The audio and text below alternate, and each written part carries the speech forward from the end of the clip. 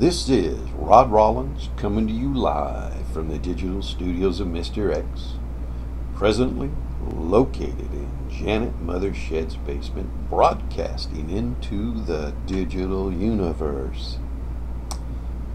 I've set this at the highest resolution that I can, and you'll need to go down here to your player and set it as at the highest resolution that you can, HD. On a phone, I don't know. This is sparked off by Carl Swinland. I think every week he comes out, and he's no slouch. And he looked at equities. He used to not do that this way. He looked at equities, bonds, oil, and the dollar. I don't think he looked at gold, matter of fact. Anyway, this is the SPY, the S&P 500 ETF, and he is looking for a top along with all these other guys. I don't know why Stock Charts pays these guys, or what their pay is, or I don't know what goes on. Plus, he had his own website that had data, and they merged or something. And then I don't think he understands data and clean data. You need to understand, it sounds stupid, but you need to understand data. And they don't understand, and I'm saying it again, they don't understand leasing. That's when you see a wagon wheel going backwards in the old movies because the film camera was going faster than the wagon wheel, or slower, vice versa. And they don't understand spectral dilation on this daily data and how it gets skewed. You can look those up, leasing and spectral dilation. And they don't run a roofing filter to knock it out. I don't think they even know that exists or care. And when you have an uptrend, it's going to skew your oscillators to the upside. Same with a downtrend. And the market cycles in a month's time, 20 days. It's a known cycle. And their oscillators, which they shouldn't be using in a trending market, are not even tuned properly if it was a cycling market, which I've shown that before. We'll go look. And this being high resolution, this line is a little bit thinner than I'm used to. But that's looking weekly. There's a 12-week cycle occurring now. The market moves around and you must adapt. We'll look at the daily. You got a 33-day cycle. So you need to have your RSI and stochastics. You need to adjust for that. Half the cycle. Call it 16 days. And let's get back to this number one sheet.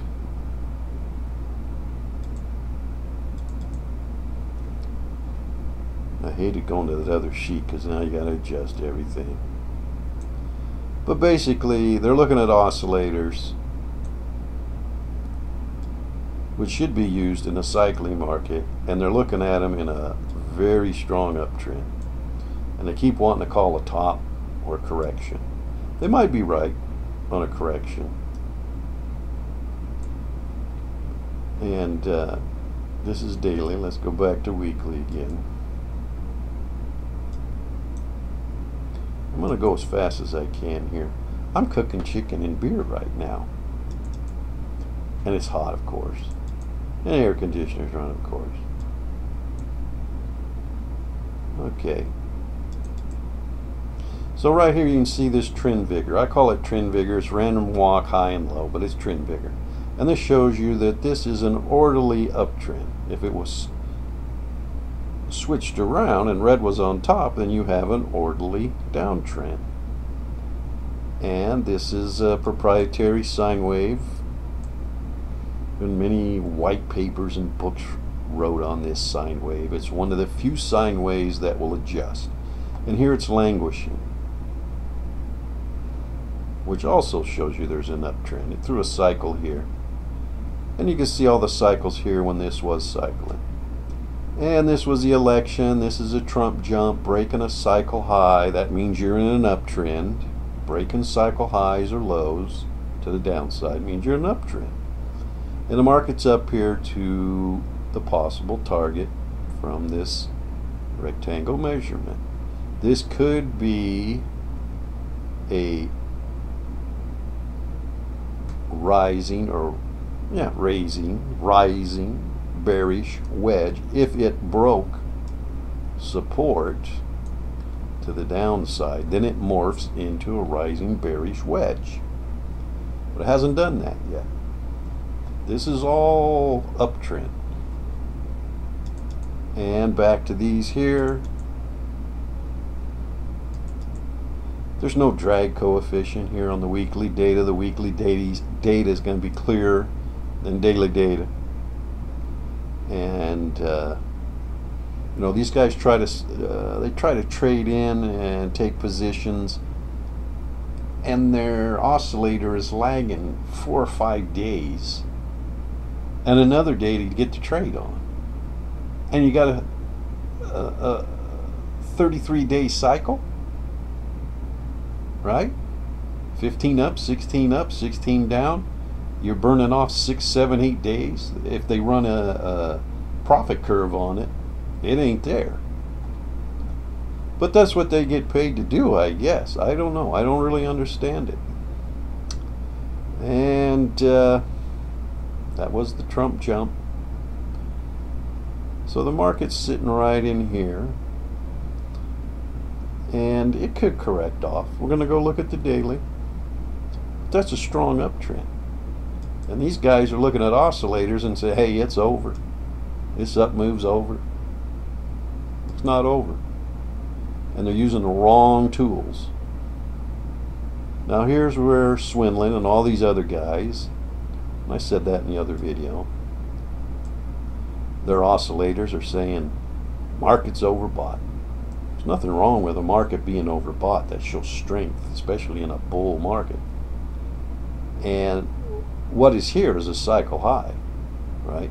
Now this cycle high could be broke to the upside, or you do get your little correction. And this market has been cycling up and down all the way on the daily in this major uptrend. And right here's where that cycle comes from. That's where the cycle high comes from. And you've had a good uptrend here daily.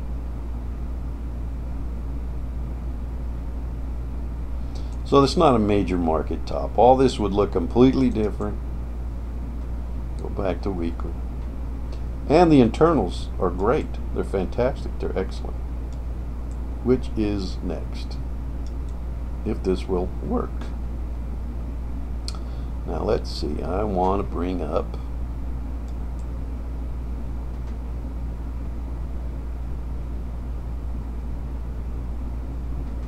see, it doesn't want to work. Come on.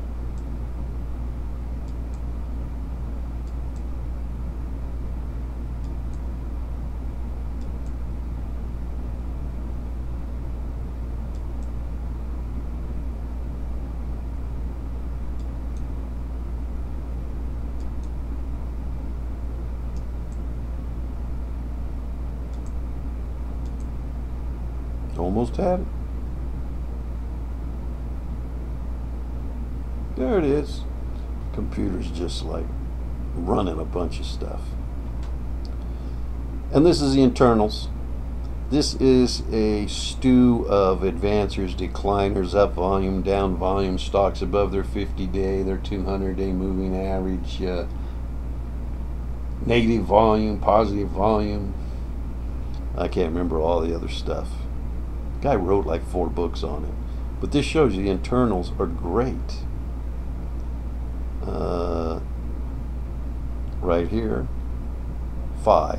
Below 5 is no good. Above, -5 is good. So you can see the internals are great. Until the internals break on this market, you can't call it a top. You just can't. PMO, which is an oscillator actually. It's in positive ground. And this guy here, I can't remember his name, Chander? He's a real smart guy. This is a trending indicator, this CTM.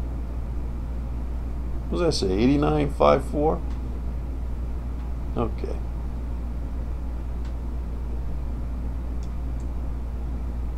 Now on to bonds, I think.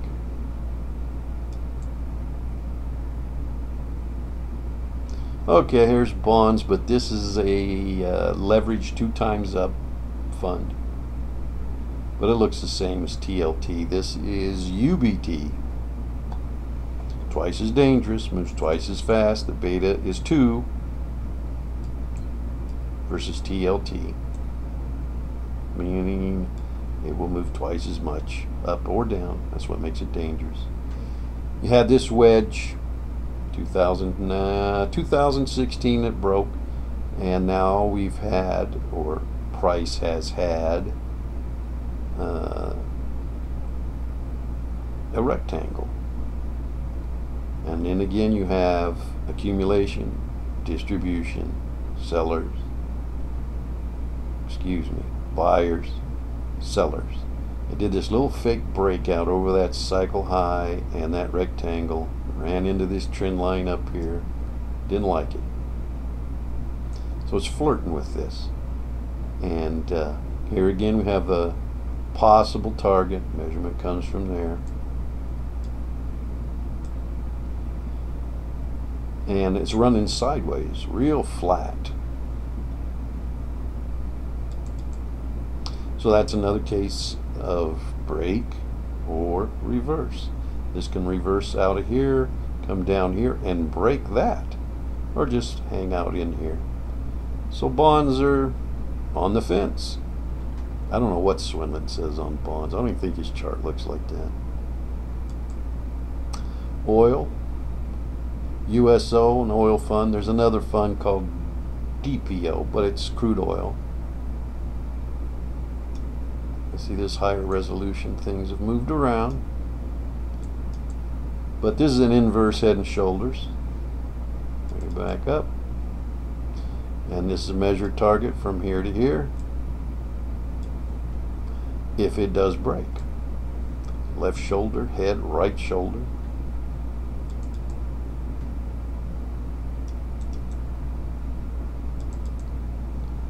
And you can see right here there's no trend. There was a little downtrend there. And you're slapping back and forth here. And there's a lot of drag still sitting here. It's all lit up. And now we're going to go look at gasoline. Same thing here with the possible target. Inverse head and shoulders. Left shoulder, head, right shoulder. And this can very well come up here, hit that neckline, and reverse off of it. Another case of break and reverse. And I don't know if these guys that do formations, if they realize that when it can break or reverse off of there, and the price can drop sharply. Price can move sharply when a formation has failed, basically. And that's what's going on with gas and oil. And I can look, we can go look at short oil. There was a lot of money made here, a lot of money made there, or if you had the balls, you stayed all the way. But this is a head and shoulders top. So you're sort of checking, you know, like math, check it backwards, check it forwards. There's your possible target on a neckline break. And it could very well bounce off that neckline and rapidly go up. So this is all break and reverse on oil and shorting oil. These guys are going to get killed if oil takes off. But it hasn't shown its cards yet, let's say. And we've been doing these currencies. Here's King Dollar. King Dollar is going to test support of a rectangle. Here again you got accumulation, accumulation, distribution, distribution. Got the buyers, got the sellers. Buyers, seller. And there's your possible target. Just a simple measurement of the rectangle. And this shows an orderly downtrend. And this spectrum is gaining heat. And Kimball showed where your bulls and your bears are. There's not very many bulls right now in the dollar. Well, that doesn't mean it can't break. And here is the euro, FXE. The other one was UUP. And the euro is doing the exact opposite. It's testing rectangle resistance. This shows an orderly uptrend. You're looking for breaks. You're looking for a break out of a formation. That's what you're looking for. And as you can see, this is all cleaned up right here. So we'll see. We'll see if this comes out of here and shows any, as they said in the old cowboy days, any color. Show me your color. So that's about it, I think. The currencies are interesting because of their inverse correlation. The dollar and the euro have almost a -1 correlation, which I think that's not possible. It's probably 0.88 to 0.98, somewhere in there. They have an inverse correlation for quite a long time. And then correlations can flip-flop, but that's what they've been doing for I don't know how many years now. And that's about it. I don't think there was anything else up more. No, there was the short oil.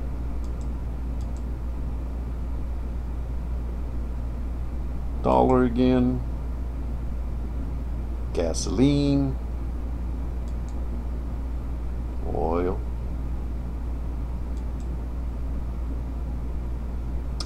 Bonds. And back to the weekly on equities. I can't think of much else. Just covering these that Swinland covered. And oh, don't anchor to a price. Okay, you don't want to start losing 3-4%, because then the math works against you, right? And anchoring to a price,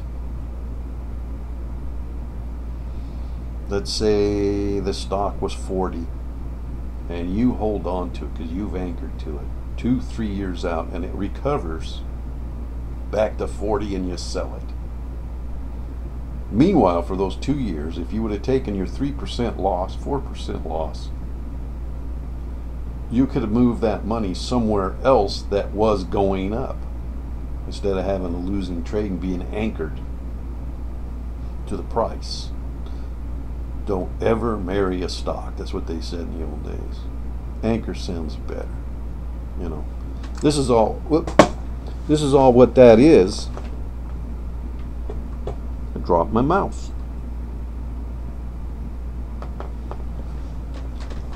Is these